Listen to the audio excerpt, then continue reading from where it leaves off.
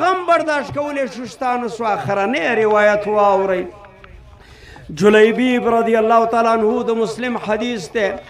نبی علیہ الصلاة والسلام تراغ مال وعدو کا یا رسول اللہ.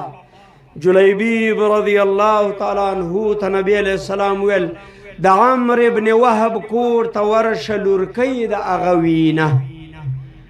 جلیبیب رضی اللہ عنہ دا قد نوڑو کے دا رنگ نا کمزور دا وجود نا کمزور صحابی روان شد سردار او د مشر عمر ابن وحب رضی اللہ عنہ کورتا دروازه ور ٹک ٹکڑا ورتوائی رسول اللہ صلی اللہ علیہ وسلم را لے گلم زبستا سلورکی گورم وغب پنکا اخلم. وی جلیبیب دا غریب او نادارا جلیبیب واللہ دا کار نشکے دے ید وڑو موری دا اللہ دا نبی استاذ راغلہ دے جلیبیب استاد لور سره نکاح کول غواړي تاغین مخکی لیدل غواړي هغه وی ابدن موږ دی غریب او نادارته دی بی وسط او کمزوری بدن والا ته لورکی نشو ورکولی. لوري وړاغږل د پردې تر شا ناسته وه. وی یې مور او پلاره دته مه ګورئ هغه چاته وګورئ چې دا یې رالېږلی چې هغه محمد مصطفی صلی الله علیه وسلم دی. پردی وارتوله د وړو نه لاسونه ویښ کړل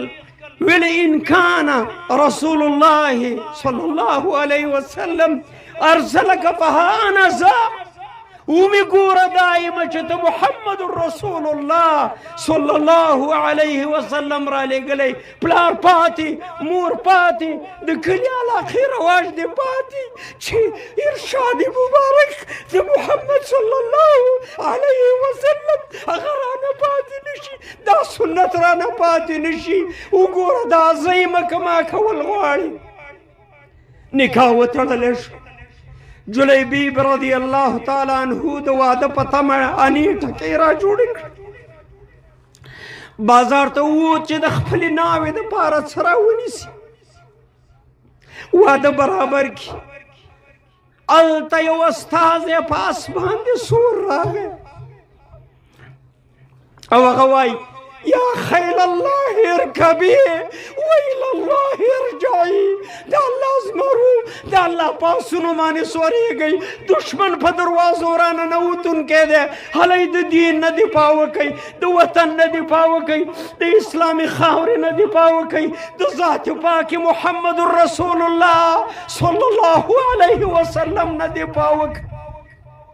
اما غو جلیبیب اسلحہ واخستا پاغانو ٹکو باندی چی د زیب و زینت او د جوڑو د میرمنی د پارا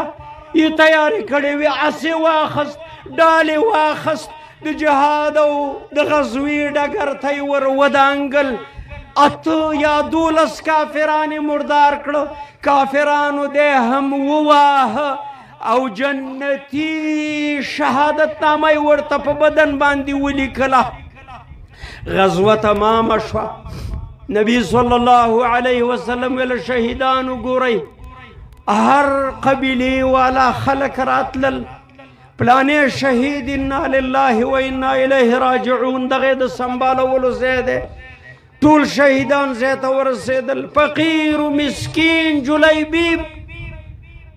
اغاد مردارو کفرود لاند پروت دے چاگئی مردار کھڑی دی. نبی علیہ السلام ویل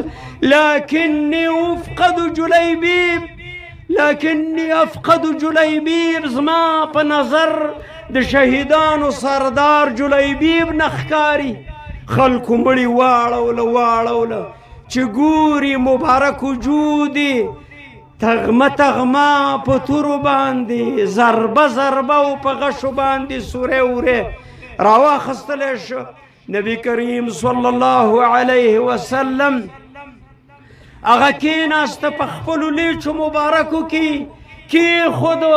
لم یکن له سریر الجنازہ